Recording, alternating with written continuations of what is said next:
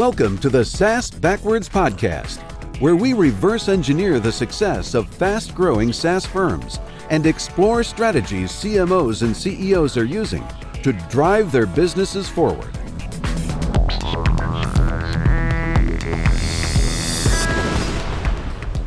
Welcome, everyone, to another episode of SaaS Backwards. It's a podcast that helps CEOs and CMOs of software as a service businesses to unpack what's working and not for other SaaS enterprises. My guest today is Craig Fuller. He's CEO of FreightWaves. And hey, Craig, welcome to the podcast. Yeah, glad to be here. Thanks for having me. A pleasure. And before we dig in, could you just give me a little background for our listeners on you and your company, and then we'll get right to it. Yeah, so I'm the founder and CEO of FreightWaves, which really has two primary missions, or one mission, I should say, with two primary businesses. So we're the largest provider of real-time information for the global supply chain. So 40% of the global economy is tied to physical goods. We provide real-time intelligence on what's happening around the globe. And that information is available for companies that are buying or selling transportation services to use to make decisions about their business. And then we have a media business that provides content to help bring context to all that data. So the company's been around since 2016. I am the founder. I started the business and very few people believed it would ever be successful. And a couple of years later, we've had a great run. What was the founding idea? I've been fascinated with financial markets my whole life. So my father took a business public in 1994. My dad bootstrapped his business in 1985 and took it public in 94. So I really wanted to learn a lot about that process. And so I became really enamored with financial markets. The internet was sort of being born as I was in high school, going to college. And the dot-com days, the first sort of bubble of the internet age, was taking place at the same time. And so there was a lot of information about financial markets. And so I became very enamored with financial markets, but had grown up around freight because my dad had a freight company that he had built. And so any founder son would know this. The best way to sort of interact with your dad for me was to learn how his business worked. And so I learned a lot about the trucking and freight industry. And so my goal was to really blend data services that you would get in financial markets with the freight industry. So the goal is to bring real-time information to this very fragmented market. There are millions of individual participants that take place in the freight market. So these are companies that sell transportation services, as well as companies that buy transportation services. And because it's so fragmented, and there's so many parties buying and selling services, information isn't ubiquitously shared. So no one really knows what's happening across every single part of the global supply chain. And our goal at FreightWaves is to bring real-time intelligence to that world. So I love Bloomberg and CNBC, and that was really the goal, was to build the Bloomberg or the CNBC of freight. Well, it seems like you're definitely on your way there. Maybe we should talk a little bit about the content model. How does content drive the business at FreightWaves? We run our content like you would a traditional media business or a digital media business. Basically, we have journalists who are out telling stories. We try to keep a firewall where stories, even if it's about one of our customers and even one of our large customers, they'll run the story as really a journalist would. And so they can take a very discerning look at the story without regard of what it means to the financial corporate relationship we have on the data side. And I think it's important because as you do that and you build out that editorial integrity, you end up gaining a lot more credibility in the market, which means when you do cover stories, people tend to believe what you're saying. But we run our media business as any media business would, where it's advertising, sponsor driven, but more importantly, it's a content supported SaaS model. So what it actually does is enables us to take the contribution margins from advertising revenues and helps us invest in our SaaS product. And so our SaaS business effectively is the core, most valuable piece of the business, but in many ways is supported by this media business. I think there's a lot that's happened here in just the first few minutes. So you have a content-supported SaaS business, which is, I think, the first time I've heard that. You make an analogy that I think is also very apt to Bloomberg. What makes its content so valuable is that it is without regard to their other contractual relationships with Bloomberg, right? So, without a doubt. And I think Bloomberg by Bloomberg is the playbook. If you think about I said in a presentation a couple of years ago with the CMO of Bloomberg, and she said when she was hired, it was an $8 billion corporation with no marketing officer.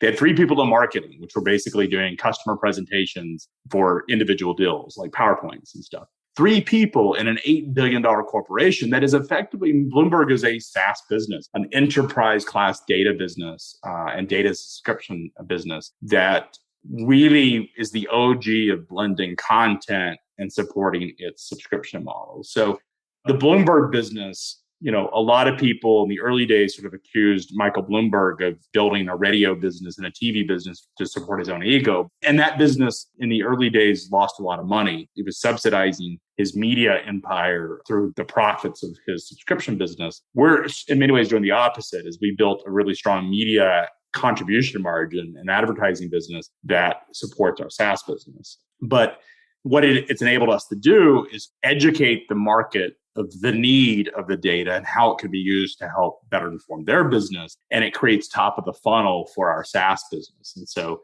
in many ways, it has enabled us to create a massive brand halo in our market because people oftentimes consume our content without even being aware that there's a data business behind it. And if you went and asked someone on the street if they knew the brand Bloomberg, most people would identify Bloomberg with the media business. But people on Wall Street that are paying $25,000 a year know that really the valuable part of Bloomberg is its data business. The terminal business is what really is the golden goose there.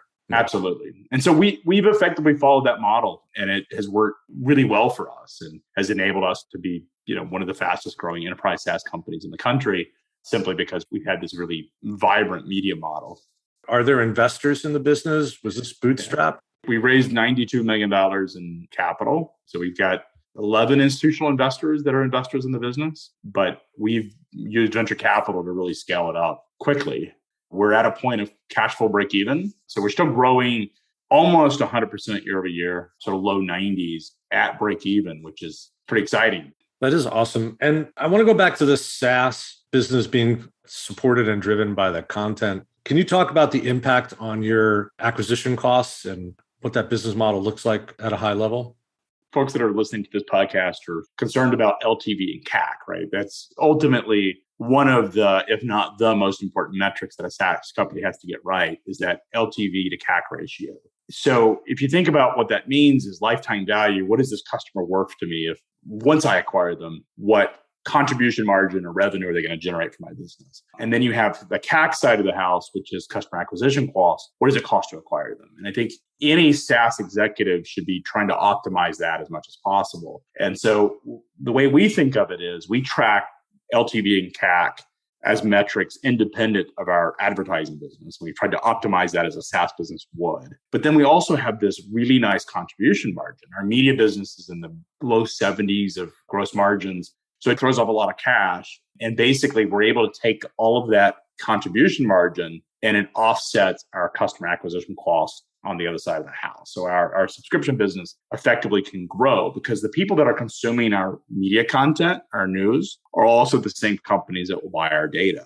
And because we embed charts and graphs and information from our data business into our content, oftentimes they'll read an article and they'll say, well, that's an interesting chart. How do I get access to that data? And we embed links where they can go in and actually grab the data and subscribe to the product. And so what it enables us to do is, as we put out content and put out articles that are advertising sponsored or contributed articles, we're actually also doing marketing of our SaaS product because it is embedded in the article itself. And I think going back to the Bloomberg analogy, you'll notice this. If you ever watch Bloomberg News or read Bloomberg articles, they have charts that are embedded in their articles or on their TV product that reference a set of data that's on the Bloomberg terminal. So if you wanted access to the data, the way Bloomberg is sort of selling you is they're reminding you that the best way to get access to that data is through the Bloomberg terminal. We're doing the same thing. We're doing it in freight. That's really remarkable. Not everybody has the expertise or can find a marketplace with such a need for data as you've tapped into here. But I think there is definitely, in almost every vertical market, the ability to create meaningful content that people will find a value and cause them to want to engage with you and your product. there's kind of two lessons here, right? There's the, hey, if you can figure out a place where it's underserved from a journalistic standpoint and a data standpoint, you could almost lift the same model. I'm not sure where that other market is. Even if you're selling accounting software, you could probably find a way to have content that's meaningful and drive opportunity into your pipeline. I think it's very easy to take, if you're a workflow product or an enterprise B2B software product, and you have sufficient scale, in order to be able to sell data that's anonymized and aggregated. Again, we're not providing individual customer information. So just to be very clear, it's all aggregated and anonymized. It has to be of sufficient scale to be representative of a company, of what they're interested in. But if you get to a point where your product is a large enough sample size of a fragmented market, it's quite easy. And you could do it, hotel industry is another example, a travel industry of looking at average rates. There's a lot of these markets that are big and fragmented. And what you want if you're selling fundamental market data is a fragmented market. Because if you have a fragmented market, it means that no single participant has all of the information of the market. If you're in a market where it is heavily concentrated and monopolized, it's very difficult to sort of build a data as a service business. Let's talk a little bit about the actual users of your data, what they're doing with it, what the use case is and how they access it. In the logistics market, most routing decisions are made a couple of days before something moves. And because it is so fragmented and there's all of these independent decision makers companies. So these are big box retailers, big box, major e-commerce companies that are buying transportation services to move their products across the globe. Oftentimes those routing decisions on whom they give the transaction to or the load to are made within a couple of days of when that load ships. They may have long-term plans, but oftentimes those plans are disrupted. We're seeing it. You don't really have to go very far in watching newscasts to see how fragmented the supply chain is globally and how container prices and trucking prices are shooting up. It's because the transportation companies have a finite amount of capacity and are trying to maximize the price they can get for those loads. They may have a committed price for the company, but they're actually not taking that load at a committed price. They're going back and saying, hey, e-commerce company or CPG company, I had offered you to do this, move the container for $1,000 in our contract, but now it's going to cost you $20,000 to move it. And so they have all the leverage. And because of that fragmented nature and the fact that most transactions are routed within 48 hours of when they pick up, there's a lot of instability and volatility in pricing. And so what we're doing is providing information to the participants of our data customers, the real-time pricing information and forecast of what's taking place over the next year. So an example of this is, if you're going back to COVID, in early March, we saw very unusual activity and demand coming in the domestic US freight market. We saw it accelerate up until March 23rd, I think was the date, and then the market crashed. But around mid-April, when everything was shut down last April, we then realized that this was the bottom. This was the lowest part of the freight economy that we would ever see. And we started to see some activity come back on really quickly.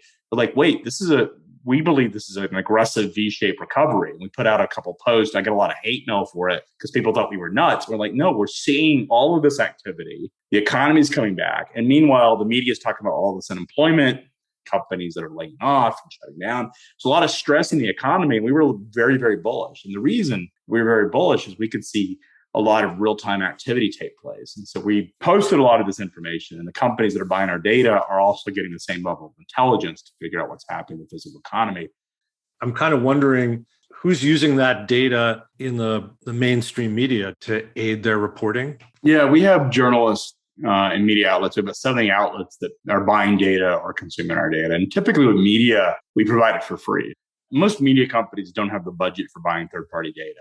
We're in many ways trying to support information and make our indexes the benchmark of the industry. And the best way to do it is to have other media businesses using your data as a reference point of what's happening. And we provide content and context for what's happening to them, so that increases the halo of what we're doing in the market. I want to kind of wind back to the founding of the business. It's a lot of investment capital. How did this come together? How did you actually found the company and gain that initial investor traction? Had a PowerPoint presentation. That was in fact the way we started it, which is probably more in vogue these days than when we did it in 2016.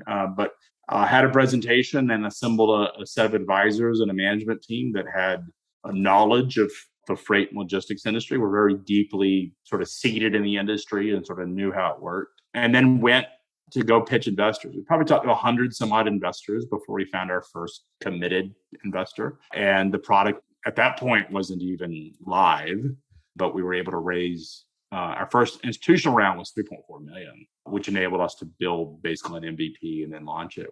First thing we did was we hosted a sort of future of freight technology event in Atlanta. Was our first thing we ever did. We had, at this point, we didn't have a product. And I don't think most people realized that they were going to a product release because we had 30 other companies that we had invited, other executives and founders. Everybody from Microsoft was in attendance demoing to very small companies. And we basically had this giant demo session. In the middle of one of the days, we embedded our own product in front of everybody. The event was actually what brought people to see our product and created sort of the first set of customers that out of that. So what we tried to do, and I'd spent some time in payments. Payments is a high growth industry, but one of the things I learned in a payments business, it's a business where volume is everything.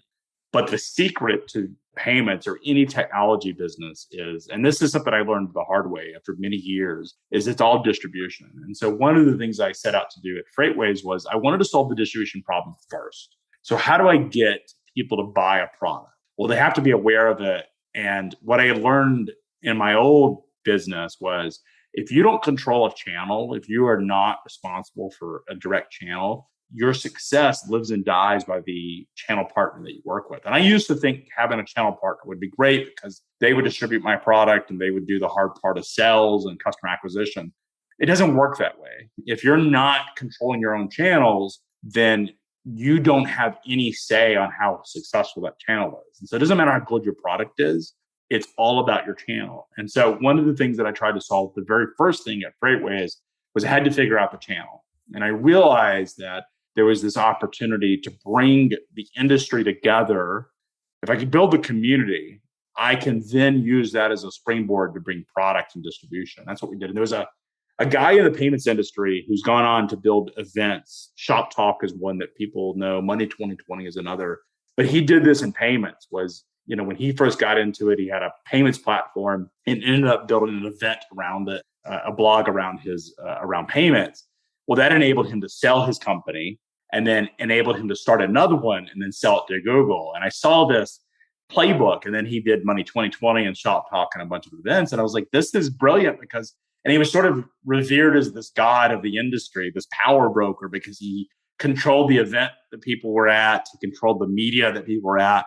And in many ways, that was the playbook that I tried to copy here was, can I do this in freight? And freight was in 2016, 2017, was an emerging industry in terms of venture capital and technology, but there wasn't really a place for everybody to come together to talk about trends. There was no event for it. So we went out and created it to bring the industry into sort of a central place. And then we developed content, sort of talk about all the technology innovations that were taking place. And that was really how we sort of springboard into our data product. So the data product actually came about a year after we raised our first set of capital. The original concept was to create really a community behind the business. And that's really what we did. Was the data business planned at that outset, at that beginning? No. And this is still true of today. Oftentimes my investors find out about our product launches after we launched them. We do a lot of what I call rapid experimentation, where we launch things and they're sort of very low risk. And then after we sort of figure it out, then we say, hey, we've got this product and we launched this and this is what it's doing. But oftentimes our investors don't really know what we're actually launching until after we do it. And I think that enables us to stay pretty agile. And because we've had a track record of successful launches, they enable us a lot of latitude in that. Let's dig in just a little bit on that, being willing to fail. That's kind of a special thing, right? Requires a real trusting relationship between you as CEO and the people who are thinking up and building stuff for you. How do you manage that? How do you make sure people feel comfortable? I think in the early days, it didn't matter. Most of the people we hired in the early days had been frustrated in the companies they worked for and just wanted to build something cool and probably didn't think it would ever work. And so when it did, it was sort of magic. A lot of the people who joined the company early on were unemployable. They were frustrated at the companies they worked and they weren't really good employees. And so they had something to prove, a little bit of chip on their shoulder. I think it's interesting because when the early days when we hired sort of purebreds who had really impressive resumes, those people flamed out. They worked at big companies. They were sort of used to structure. They were used to sort of committee-driven innovation. It never worked out. I think what we did early on is we found a bunch of people who weren't successful employees, were really brilliant, and were willing to put in the effort to go do something. But they were by no means the most desirable by employers. They were nonconformist. We actually had a consultant, one of our private equity or venture investors came in and made us take personality assessments. And the consultant who had done work for GE came back and said, you've got a problem. You have a bunch of nonconformists that work for you. Like, I don't see how you'll ever be successful. And the CFO, who was a conformist by all definitions, called me and he was very upset about this. And I realized that this was an opportunity to sort of double down on the fact that we're nonconformist. And so we made pirates our sort of theme, is that we're pirates. We're not the Navy. And I think that edginess, that desire to sort of prove something, because oftentimes you get people who have something to prove, they're used to failing. Founders and entrepreneurs are geared to fail. Like, we're used to not being successful.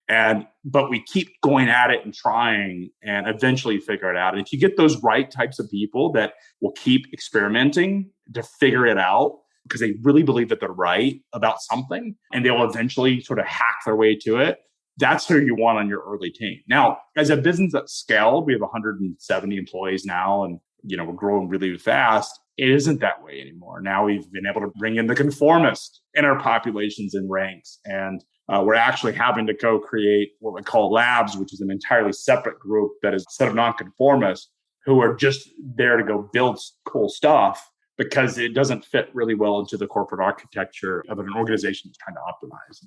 As a CEO, then, what you're managing as you scale up is finding a way to keep the innovation going while you're building an organization that's meant for scale, bringing different kinds of people, skills, and... That's correct. So I fired myself from every job I've had, and I've appointed people who are optimizers, if you will, who can come in and optimize the operation, can streamline policies, who are far more predictable in terms of the decisions they make, the moods that they're in, and are far less mercurial than I am, and who are trying to build structure into the business so there's consistency. But what I've done in conjunction of that is sort of figured out that we still have to keep innovating, but it can't be disruptive to the core parts of our product. And so that group is completely segmented and doesn't report to the same set of executives that are focused on optimizing. It's sort of this balance of being the largest shareholder. I want the value of the company to increase. And I recognize that having someone who can optimize the business that's better at that, who has the patience.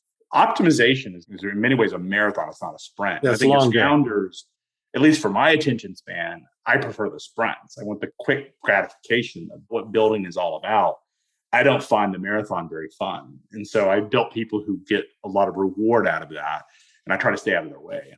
If you have the right management team that understands that there's a group of people who their job is to break new ground and they're willing to sort of give way to that type of energy, but they focus on things that really work for optimization. And you have a supporting cast, if you will, like myself, who's the founder of the company, who sort of stays out of their way. It creates a really nice sort of harmonious experience between new ideas and growth and innovation and structure and optimization, which I think you need both in a successful business. I think most founders are really poor at optimization. Nothing will ever be perfect, but sort of near perfection. So a lot of energy goes into that for very low returns versus building something from scratch and seeing it come from 0 to 90% is much more sexy for someone like myself. You can't build long-term value if all you're doing is building cool stuff, right? It's really an important point because I think that I've seen plenty of founders who can't let go of the operational side of the business. They're the visionary, they've got the ideas, they can innovate and create, but for some reason they haven't backfilled the infrastructure of the business such that they can continue to press forward. I got to commend you on that because I think it's a really important part of getting past the founder's capability. It's hard. It's not easy. It's a battle I fight with myself. There's a sense of guilt because you're not doing everything that you did before. Frankly, a sense of boredom because as the founder, you're everything. You're the janitor, you're the CFO, you're the accountant, you're the HR person. And then as you start finding professionals that do those jobs full time, you end up giving away most of your responsibility. And for me, most of what I did for the first couple of years was raise capital and deal with investors. When we got to a point where we didn't need to raise money anymore, I had no job. I had nothing to do. I have found that the management team that I've hired, it's a lot of ego on both sides of the table. And a founder has to recognize that ideally you're the largest shareholder of the company if things have worked out the way they should. Therefore, you have to look at your financial sort of obligations and your fiduciary obligations to saying, I have something of value here. How do I help maximize it? And oftentimes you're not the best person to do that. You have to have an ego check of yourself to say, building value for my family is far more important than me being the person that's in charge. But the other parts of the team have to recognize that as the founder, your influence should be universal. They should give you the respect as a founder to have influence. And there are occasions where as a founder, you have to push back and say, I don't care what you think or what looks like on a spreadsheet or a balance sheet or an income statement. We're going to do it this way because this is a fundamental value that we have. And that happens every couple of weeks. I have to sort of insert my opinion, whether it's welcomed or not, to say this is something the company stands for. This is a value statement. And while you're correct that looks better short term, it is different than what I want to accomplish as the company long term. And I think as the visionary, as long as your management team understands your role and you respect theirs, then you can get to some really sort of cohesive magic. But it's not easy. It is challenging because as a founder, you get bored oftentimes because you want to go do something, you want to build something, and your team is already stretched as far as it can go in terms of projects, and they just don't need you involved in it because you can break the momentum that already exists. And it is a balance, and I think every founder will struggle with it. But I think the really successful ones will often tell you that stepping out of it and hiring a management team and elevating them, giving them a lot of responsibility, while it hurts your ego and your sort of power, if you will, it's much more effective for the business long term. Tell me a little bit about the near-term future. Where's this company going? What are your goals? I'm, continuing to just scale. I think right now we're in a mode where almost like clockwork, we sign up 25 to 30 new customers a month. And we want to grow that from 30 to 35 to 40 new customers a month. So we're continuing to optimize our channels. We have historically relied on inbound activity for a new customer acquisition, and we're starting to add outbound. We've hired a whole new business development group and starting to actually spend some money in customer acquisition. Those are exciting. We have a couple of new products that we're rolling out that are at a point of commercialization that we're really jazzed about. What happens as a founder, as a company grows up, is the scope of what you're doing starts to narrow. And you realize, okay, this is what this company is really, really good at. In a lot of ways, it's just doubling down on what we're already doing and finding ways to deliver more value to our existing clients, as well as sort of expand the net, if you will, of clients that can potentially take advantage of our products. I think that's the secret to building in the next 2 years. We could potentially IPO the company. As a company that's about to head in that direction, you're starting to build infrastructure, start to get ready for Sarbanes-Oxley, start to build data rooms, the really boring stuff that doesn't really excite me. But if you want to build real value, that's where you get it.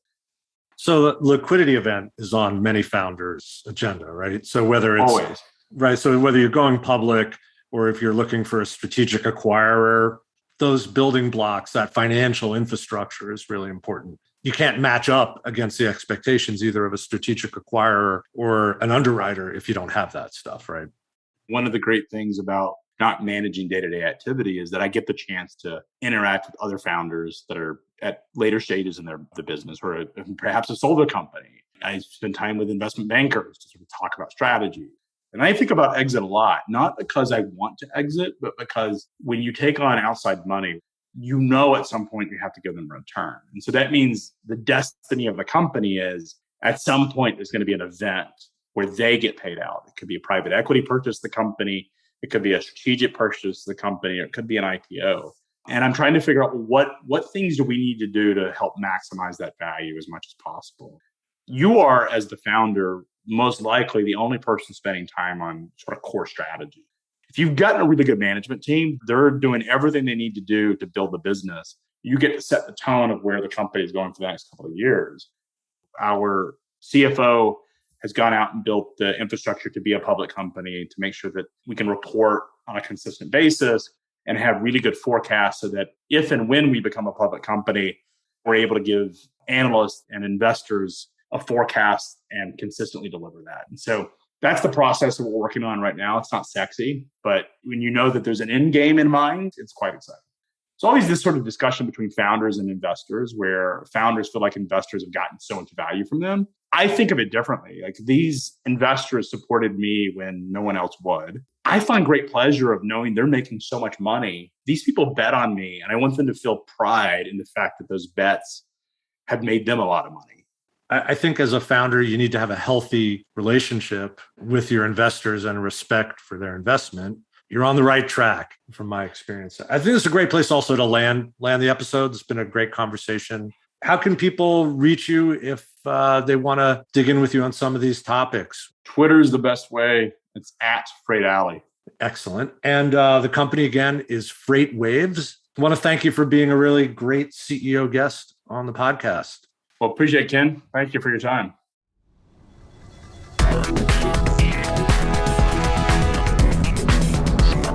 Thanks for listening to the SaaS Backwards Podcast, brought to you by Austin Lawrence Group.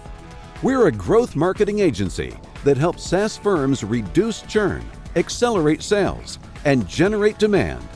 Learn more about us at www.austinlawrence.com. You can email Ken Lempet at kl@austinlawrence.com about any SaaS marketing or customer retention subject. We hope you'll subscribe, and thanks again for listening.